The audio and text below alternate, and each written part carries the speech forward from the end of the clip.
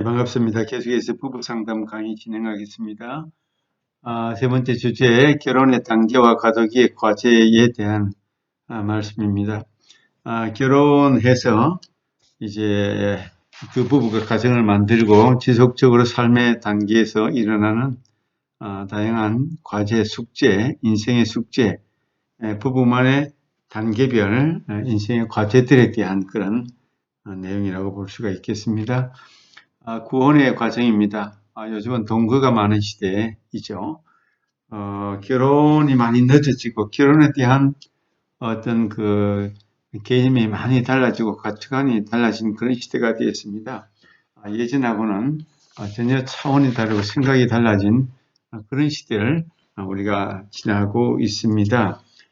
현재 우리나라에 결혼하기 좋은 나이가 몇 살쯤 될까 우리 생각을 해보죠. 아, 뭐 결혼하기 좋은 나이라는 것은 특별하게 정해져 있는 것은 아니지만 개인마다 주관적인 생각에 따라서 다를 것입니다. 자기가 마음적으로, 심리적으로, 경제적으로 독립이 되고 또 결혼할 대상이 있을 때는 누구나 결혼을 할 수 있을 것입니다. 그러나 여러 가지 조건과 형편이 상황이 맞지 않을 때는 결혼을 하고 싶지만 할 수 없어서 계속 지체하고 연기할 수도 있을 것입니다. 현재 우리나라 평균 결혼 연령이 남자 만 32.2세, 여자 29.6세 정도로 나타나고 있습니다. 예전에 비해서는 10년, 20년 전에 비해서는 상당히 늦어졌다고 볼 수가 있습니다. 미국의 텍사스대의 노발 글렌 교수의 어떤 연구에 보면 결혼 나이에 따라서 결혼을 일찍 하느냐, 적절한 나이에 하느냐, 늦게 하느냐, 결혼 나이에 따라서 이혼율과 결혼 만족도를 조사한 것이 있습니다. 결혼 나이가 어릴수록 이혼율은 더 많이 높습니다. 나이가 많을수록 이혼율은 낮아지는 것을 볼 수가 있습니다. 아무래도 일찍 결혼한 것은 여러 가지 생각이라든지 성숙도라든지 판단에 있어서 조금 미숙함이 없지 않아 20대 초반에 이런 나이의 결혼이 후에 이혼이 높다는 그런 통계가 있습니다. 결혼 만족도는 보면 오히려 20대 중반, 23세에서 25, 6세 정도가 만족도가 아주 높은 걸로 나타났고 나이가 많을수록 결혼에 대한 만족도는 조금 더 낮은 것으로 그렇게 나타나고 있습니다.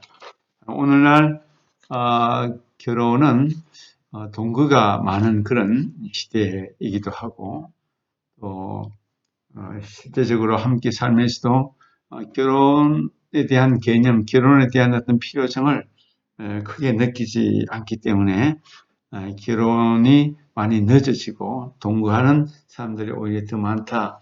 그렇게 볼 수도 있겠죠. 그러나 이제 우리가 부부 상담의 관점에서, 학문적인 관점에서 볼 때 결혼이라는 어떤 과정에 몰입하고 들어가기 위해서는 준비 단계가 많이 있다는 것을 우리가 알게 되죠. 그렇습니다. 결혼하기 위해서는 여러 가지 심리적인 준비, 경제적인 준비, 또 여러 가지 삶의 단계를 뛰어넘어야 할 다양한 준비들이 꼭 있어야 된다는 것을 알게 되죠. 그 다음에 이제 결혼 예식의 단계가 있습니다. 결혼 예식에 대해서 남성이나 여성이나 어떤 낭만적인 생각을 하게 됩니다. 그리고 두 사람이 서로 간에 이제 한 몸이 되고 한 공동체가 되고 한 가정이 되기 위해서는 헌신을 전적으로 해야 됩니다. 어떤 두 사람이 서로 하나로 묶여진다는 것에 대해서 여러 가지 긴장도 있고 설레임도 있고 또 결혼 예식을 준비하는 그 과정이 사람마다 차이가 있지만 부모님이 많이 도와주는 경우도 있지만은 부부 두 사람이 남녀 두 사람이 전적으로 다 준비해야 하는 그런 여러 가지 일들도 있습니다. 그래서 결혼 예식을 통해서 양가 두 원가족의 만남, 친지들의 만남, 또 여러 아는 지인들의 만남을 통해서 결혼 예식을 하게 되는데, 결혼 예식의 방법도 오늘날 보면 다양할 수가 있습니다. 주례를 세우지 않고 두 사람이 스스로 주례자가 되어 사는 경우도 있고, 친정 아버지 시댁 부모님이 또 주례로 나서는 그런 경우도 있고, 예전하고는 가치관, 모양, 여러 가지 문화가 많이 달라지면서 결혼 예식에 대한 가치도 많이 바뀌는 것을 볼 수가 있습니다. 물론 기독교에서는 주로 목사님을 주례로 세우는 경우가 많고 교회에서 하는 경우도 있습니다. 요즘에 결혼식장도 보면 시내에 교회 스타일로 이렇게 만들어진 그런 엄숙한 분위기를 내는 그런 결혼 예식장도 많이 있는 것을 보았습니다. 그다음에 이제 신혼기가 되죠. 이때도 이제 과제가 많이 있습니다. 결혼에 이제 신혼기인데 두 가정이 만나는 거죠. 서로 다른 원가족 두 배경을 가진 가정이 만납니다. 두 가족의 만남과 또 부부 관계의 어떤 조화를 위해서 여러 가지 많은 필요, 준비, 절제, 감정의 억제, 여러 가지 갈등이 일어날 가능성도 많이 있습니다.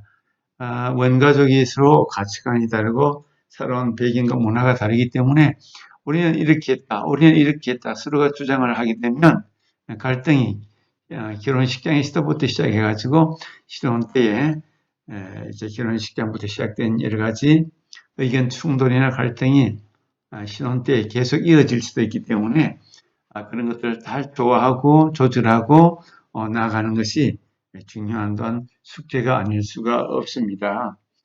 그래서 오늘날 결혼을 미루고 회피하는 그런 일들이 종종 많이 생기는 것은 이런 여러 가지 숙제 과제를 떠맡고 싶지 않고 책임지지 주고 싶지 않은 그런 일들이 있기 때문입니다. 결혼을 미루는 또 결혼을 회피하는 그런 이유들을 오늘날 좀 살펴보면 그렇습니다. 심리적으로 내가 잘못된 짝과 결혼해서 불행하게 될지 모른다는 그런 두려운 마음이 있다고 합니다. 부모 세대의 불행을 많이 보면서 부모님이 많이 다투고 갈등하는 그런 모습을 보면서 나도 혹시 잘못된 배우자를 만나서 평생 불행해질지 모른다는 그런 심리적인 불안이 있다고 합니다. 또 이제 큰 문제 하나는 결혼을 미루고 회피하는 중요한 문제 하나가 오늘 경제적인 이유가 됩니다. 경제적으로 자립하지 못하고 경제적으로 넉넉하지 못하면 결혼 이후에 자녀 양육이라든지 또 특히 우리나라는 아파트, 집 너무 비싸고 또 우리 신혼들이 감당하기는 너무 부담이 많이 되기 때문에 경제적인 이유가 큰 이유가 되고 있고요. 또 하나는 가정에 대한 책임, 배우자에 대한 책임을 지는 것을 회피하는 오늘날은 자기 하나를 온전하게 즐기고 누리고 살고자 하는 그런 개인 중심적인 가치관과 사고가 아주 강한 시대가 되었습니다. 자기 만족, 자아 실현 이런 것이 오늘날 이 시대 사람들의 중심 가치로 자리 잡으면서 결혼에 대한 필요성, 반드시 결혼을 해야만 되는가 하는 그런 생각을 회의를 가지고 있다고 볼 수가 있습니다. 그 다음에 이제 신혼기가 끝나고 이제 과도기가 이제 오게 되는 것입니다. 신혼기가 끝나는 시간은 주로 그것이 개인에 따라 주관적으로 느끼기가 다르겠지만은 아마 몇 주에서 몇 달 정도 완전한 신혼기에서 조금씩 이제 과도기로 넘어가겠죠. 신혼기 동안 두 부부는 많은 차이점을 발견하게 되어 있습니다.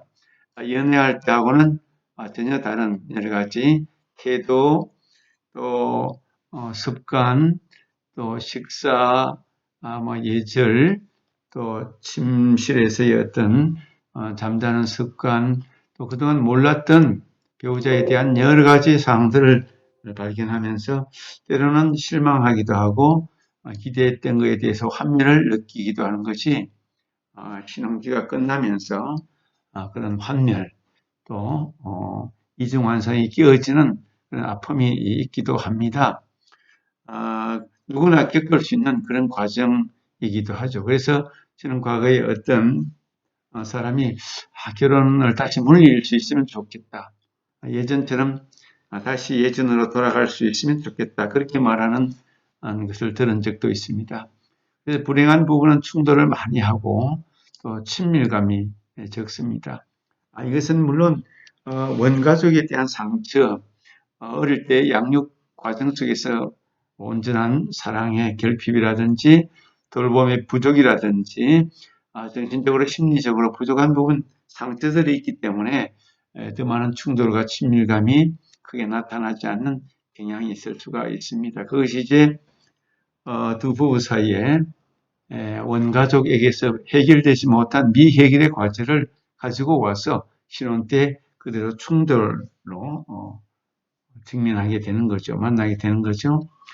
결혼 초기 부부는 충돌을 방지하기보다는 서로 상처 주지 않고 차이가 있다. 차이점을 해결하는 그런 의견을 달리하는 방법을 가르쳐 주는 것이 오히려 더 편리하고 좋다.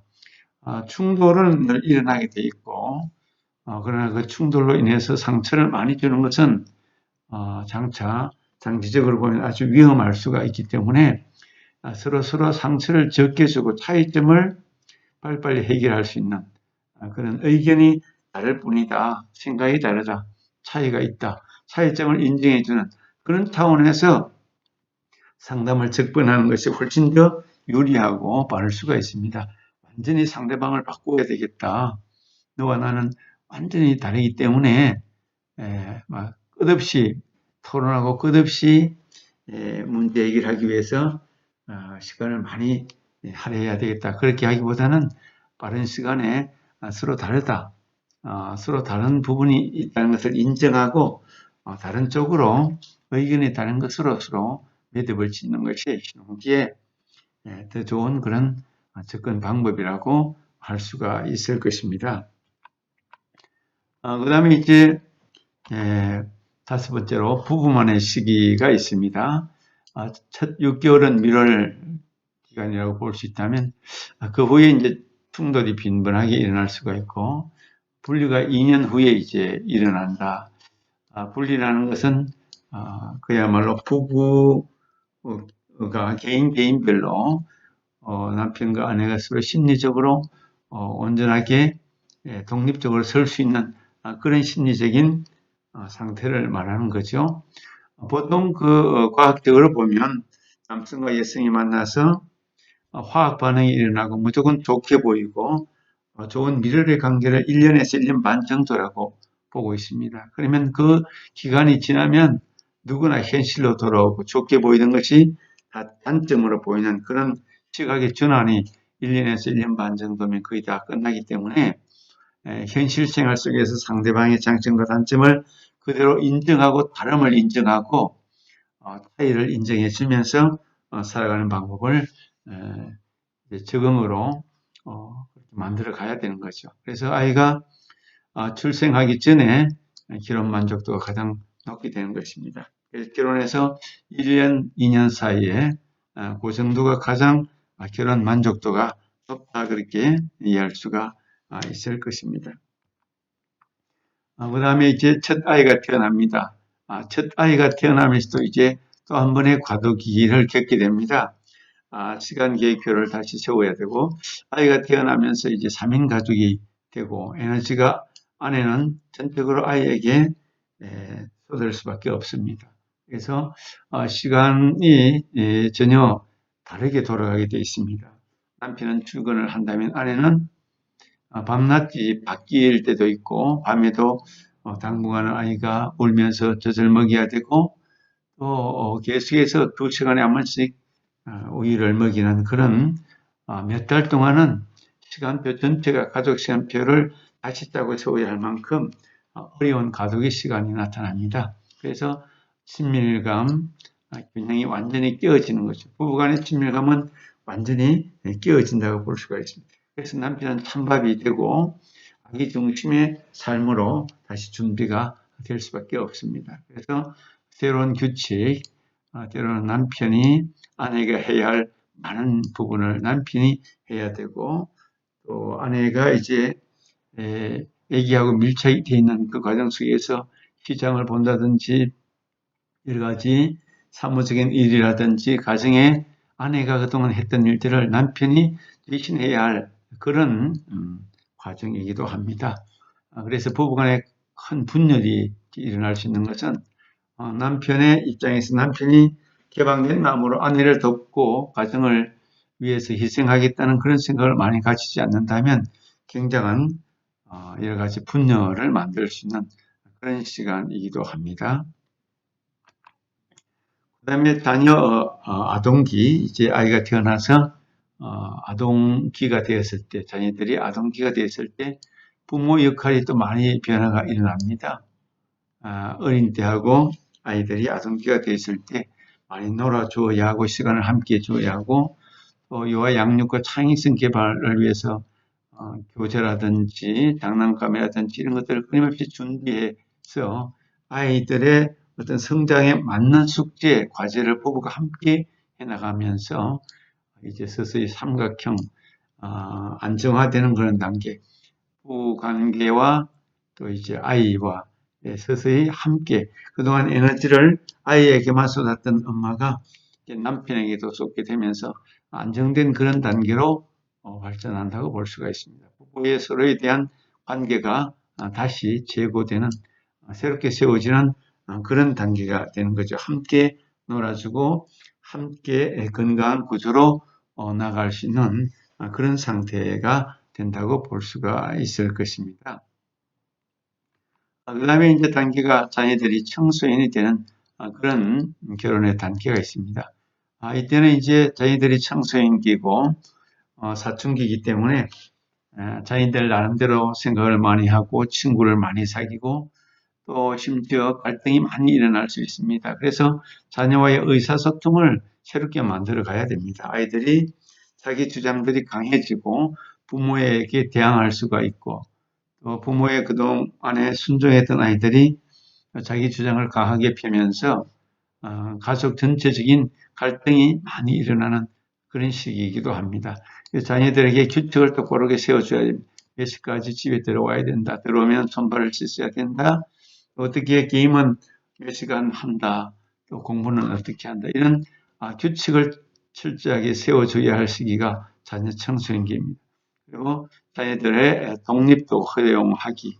점점 자녀들이 자라면서 어린 시절에 아버지 어머니가 독재적으로 모든 것을 주관했다면 이제는 자녀들에게 힘을 나누어주고 스스로 책임을 지고 해야 할 일들을 자기 스스로 해나갈 수 있도록 그렇게 도와주고 허용해주는 시간이기도 합니다. 역할 변화를 부모가 수용을 해야 됩니다. 이제 아버지가 하던 일들 아들에게 조금씩 나누어주고 딸들에게 나누어주고 하면서 서서히 역할의 변화가 일어나는 것에 대해서 수용을 해야 되는 거죠. 그렇지 않으면 굉장한 어려움을 맞게 되는 것입니다. 역할에 대해서 건강하게 구조를 바꾸고 역할을 조정하고 역할을 나눠주는 과정은 건강한 과정이라고 볼 수가 있습니다. 역할을 잘 나눠주지 못할 때 가정은 역기능적으로 바꿔질 수가 있는 것입니다. 그 다음에 이제 9번째로 자녀 독립기가 옵니다.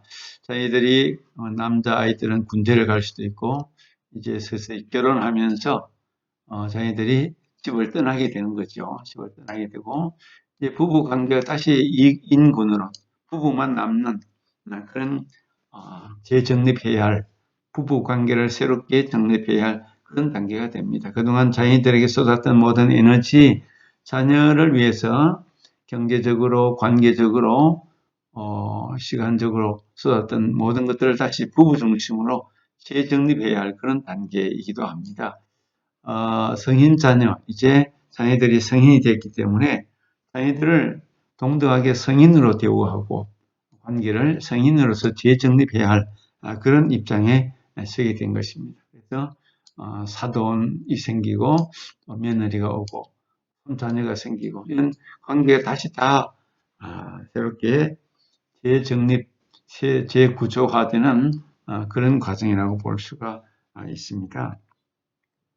그 다음에 은퇴기 과도, 이때도 또 중요한 과도기가 생기는 거죠.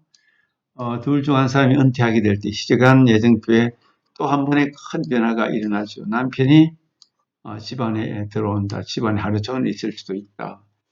또 물론 개인마다 다릅니다.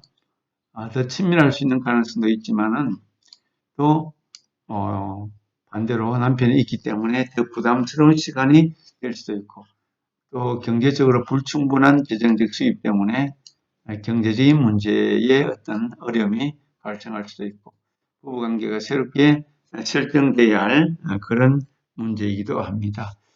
이처럼 여러 가지 어려운 상황 속에서 다가오는 부부관계, 가족관계의 어떤 단계별 숙제, 단계별 과제에 대해서 충분히 이해를 하고 또 접근을 할 필요가 있다는 것이죠.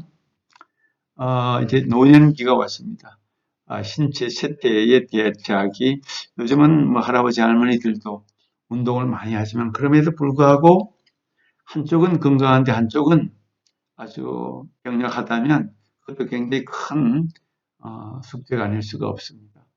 다음 세대를 지원해주기, 우리 자녀들을 지원해주고 노인의 지혜와 경험을 많이 활용할 수 있고 그래서 우리 손자녀들을 돌보고 그들에게 지혜를 가르치고 또 삶을 가르치는 좋은 대가족이 될 수 있다면 가까이서 그것도 큰 힘이 될 수가 있을 것입니다. 그리고 이제 배우자 친구가 죽을 수가 있고 그래서 죽음에 대한 대처 결국 우리 가정에 또 죽음이 찾아온다.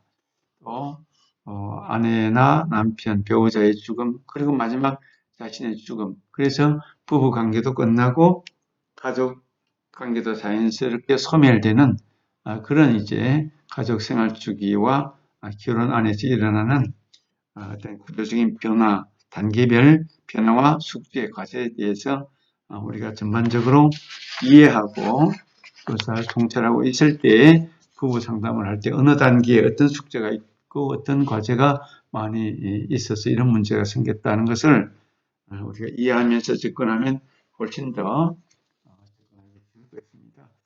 결혼 생활의 단계에서 레스 페롯이라는 박사는 5가지 단계로 자기 스스로 규정한 것이 있습니다.